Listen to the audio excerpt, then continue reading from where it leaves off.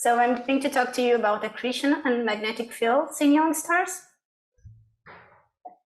Well, it's okay. Not going to, yes, good.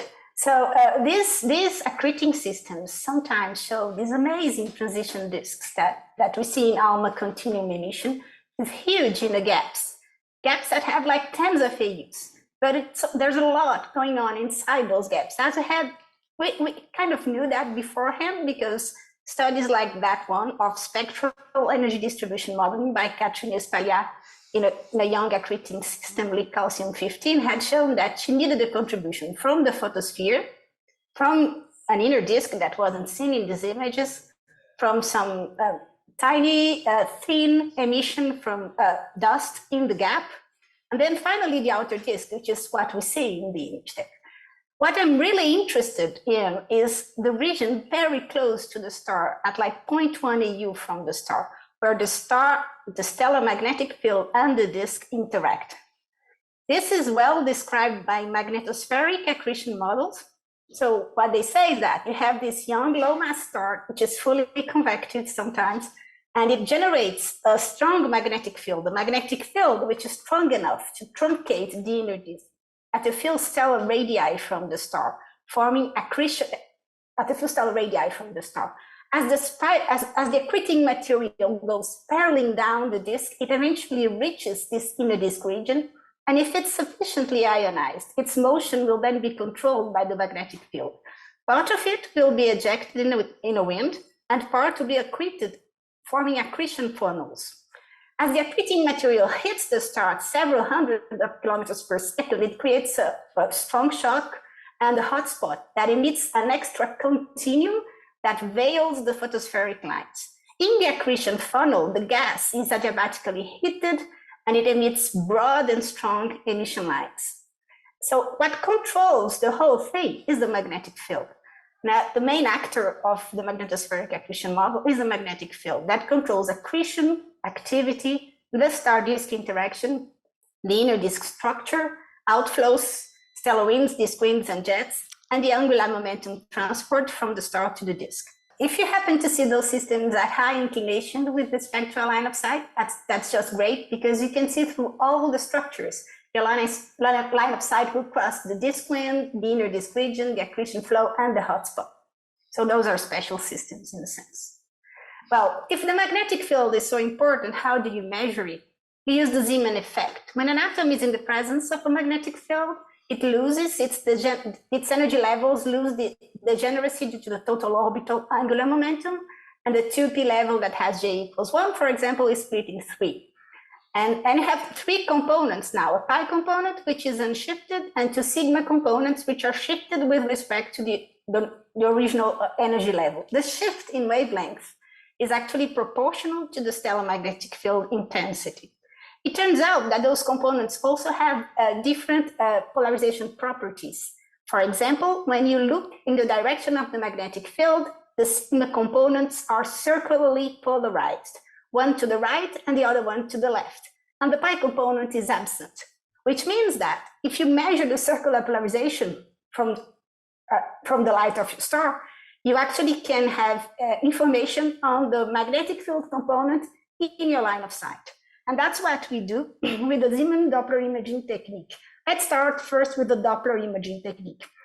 The Doppler imaging technique analyzes the unpolarized line profile. So if you have a star that has spots in its surface, and these spots can be near the pole or near the equator, they will occupy different velocity channel depending on the latitude they occupy. So as the system rotates, this will create a perturbation in the line profile. If the spot is close to the pole, it will perturb only the center part of the line profile.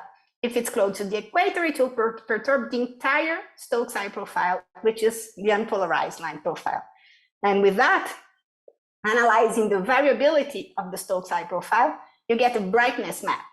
Where are the spots located?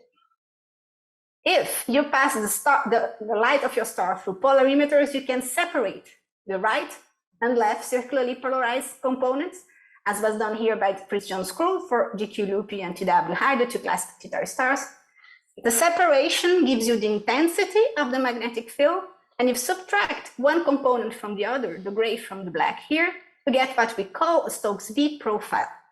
The variability of the Stokes V profile gives you information about the topology of the magnetic field. Depending if the magnetic field is radial or meridional or azimuthal, as the star rotates, the variability of the Stokes V profile will be different because the component of the magnetic field in a line of sight will vary differently. So this allows us to make magnetic maps, both the intensity and the topology of the magnetic field. That's a large scale magnetic maps. This was done for like tens of classical T Tauri stars. One of them was B2129 Ophiuchus. Here you have the non-accreting regions, so photospheric line profiles, a mean photospheric line profile, have Stokes V on the left, Stokes I on the left, Stokes V on the right. You see in Stokes I the distortions of the line profile, showing that there are spots at the surface. You see a clear signal of Stokes V. And how do you model it? You invert this time series of unpolarized and circularly polarized spectra into surface brightness and large-scale magnetic maps.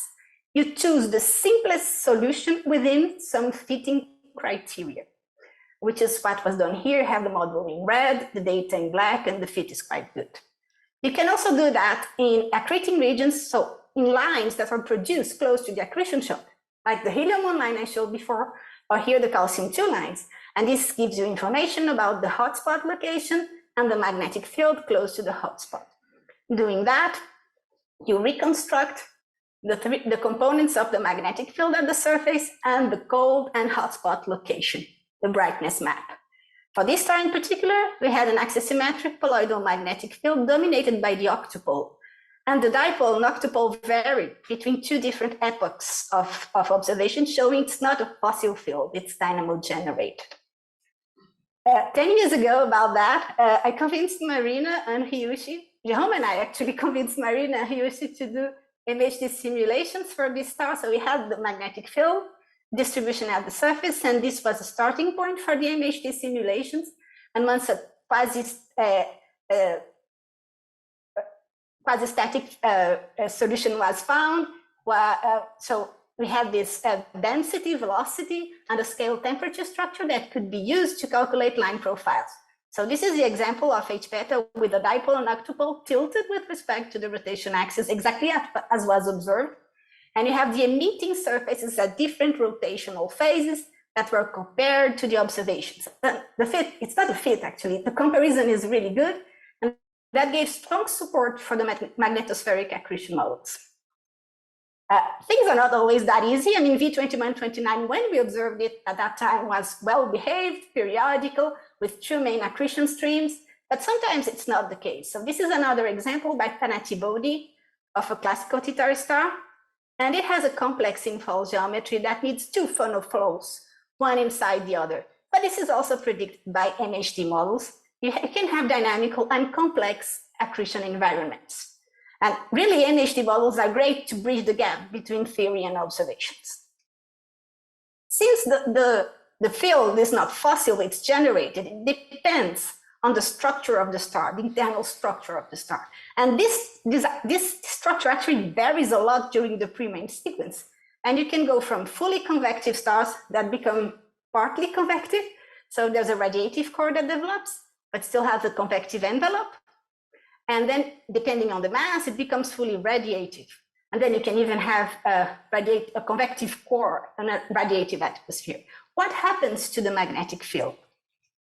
There's this really nice work by Florent Villebrun from 2018, where he has shown that when the stars are fully radiated, which is the blue region here, or they have a radiative atmosphere, you basically, in general, you don't find a magnetic field. There's no magnetic field measured, no detection, which are the black and gray symbols. Just a few of them here, in this case, 3 stars had a magnetic field detection. But if you have a convective envelope or fully convective stars, you always detect the magnetic field. So let's zoom in this region from 0.5 to 2 solar masses. There are a number of large programs at Canada-France-Hawaii Telescope that targeted the magnetic field of one solar mass stars around that. and that have shown that as the system evolves, you go from strong kilogauss magnetic fields, which are highly colloidal and axisymmetric, which are like the big symbols, kind of round and kind of reddish. And then as the system evolves, they become less intense, less toroidal, more toroidal, and less axisymmetric. So that's very interesting. One good way to probe the magnetic, this tiny little region around 0.1 AU is through synoptic, photometric, and spectroscopic surveys. So you are able to probe several timescales from hours to days to months. You investigate the inner disk structure, the star-disk interaction, and the accretion process dynamics. This was boosted by high-precision continuous photometry from COHO, the Kepler-K2 mission and tests in the last years. Those are satellites for finding exoplanets, which are just great for star formation too. So before looking at the light curves, just remind you that accretion can occur in stable and unstable regimes. That stable regime is like V2129 of you, because you have two main accretion funnels, but the inner disk region can be unstable. And Marina has shown that the Rayleigh-Taylor instability is favored when the misalignment between the rotation and the magnetic field axis is small, or when the magnetospheric region, the magnetospheric radius is much smaller than the rotation radius. So it happens. It also depends, the light curve we observed also depends on the inclination with respect to our line of sight that we see the system. It happens that for T Tauri stars, we still have dust at the magnetospheric radius typically. So when the gas enters the accretion column, it lifts the dust together. And as the system rotates, if you're looking at high inclinations, we see the dust in the inner disk passing in front of the star, creating what we call dippers. So having that in mind, we can look at the light curves. This is just an example from the COHO light curves of young accreting systems in NGC 2264. Some are just absolutely periodic, just spot-like, and some are like dippers, what we call. So we have this maximum well-defined interrupted by minima that vary in width and depth from cycle to cycle. This is just the dust at the base of the accretion column passing in front of the star. And you see how dynamic it is. It can also be aperiodic, either like dippers. This is just like the unstable regime for accretion, and you see these tongues of accretion that come and go. And you can also just be looking at the main hotspot, which varies in a very random way too. Those are the bursts. This was observed in other star-forming regions with other telescopes. So this is K2 light curves from Hoophagus and Upper Scorpius. I'm just highlighting the dippers. And we have aperiodic dippers and quasi-periodic dippers. And the dipper prototype actually came a long time ago. It was AA Tau, a classical T-Tauri star that was observed in several campaigns organized by Jérôme Bouvier.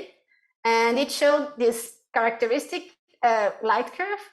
The light curve shows periodical eclipses that track the inner disk warp. The Balmer lines formed in the accretion column. They track the accretion funnel, and you see these red-shifted absorptions when the accretion column is just in front of us, and the veiling, which is the extra continuum that is emitted in the hotspot, is increased exactly when the accretion column is there and when the inner disk warp is there too. So there's a connection between all these structures as the system rotates. As time goes by, you have other systems that we could also look at and see if AA Tau was particular or not. This is Lick calcium 15. The transition disk I highlighted in the beginning of the talk. It's a classical T-Tauri star. It has a 50 AU gap. It's a 1 solar mass star. It has a 50 AU gap in the inner disk, so inside the outer disk actually. And the outer disk has a moderate inclination. There are hints of the presence of an inner disk by the shadows in the images here that can be caused by an inner disk, and also by the SED modeling that I showed that Catherine Espaillat did. When you look at the K2 light curve, it's clearly a dipper. There's no doubt about it. It's a periodic dipper with 5.70 days, but how can a transitional disk object be a dipper? So there must be an inner disk really close to the star. But deepers have high inclination. Normally, we need high inclination to see through all these structures, while the Lick calcium-15 outer disk has actually a moderate inclination, not really fitting the thing. So we need an inner disk, but also a tilted inner disk with respect to the outer disk. And we hinted at it initially from V sin I, the period, and the stellar radius. We had to have an inclination which was already larger than 64 degrees. But then we had spectropolarimetry. We measured the magnetic field. It's an axisymmetric poloidal magnetic field dominated by a strong dipole. And to explain the variability of the longitudinal field, we needed an inclination of more than 70 degrees. So there's an inner disk and it's very inclined. We had all the emission lines. So this is the helium-1 line, which is formed close to the accretion shock. It is very periodic. It's entirely periodic at the stellar rotation period. And it totally disappears in some phases, showing that the hotspot is out of sight at some phases, which really means the inclination is high. It tracks the hotspot. The H-beta line is periodic in the red part of the profile, where the redshifted absorptions come when the accretion column passes in front of us, tracking the accretion column. Putting it all together, what we have is that Lick calcium-15 is a transition disk system, but also a periodic dipper. It has a strong magnetic field with a strong dipole, and there's a clear relation between the inner disk warp, the accretion columns, and the accretion shock mediated by the stellar magnetic field. There's a dynamic star-disk interaction and a misaligned inner disk by about 15 to 25 degrees with respect to the outer disk inside the 50 AU disk gap. So this type of system, great Marina, this type of system allows us to link the small scales to the large scales. And this will follow, this will be followed by the talk by Jérôme just after mine that will continue in this type of systems. And I just showing you a cartoon here of another system completely different that also has an inclined inner disk. And it turns out to be quite common that inner disks are inclined with respect to outer disks. Not all of them are, but it's common to find those types of configurations. And I'll just wrap up with a graphic conclusion. What I'd like you to retain from the talk is that the magnetospheric accretion model still stands after all these years. Well, we made it a little bit more complicated, but it still stands.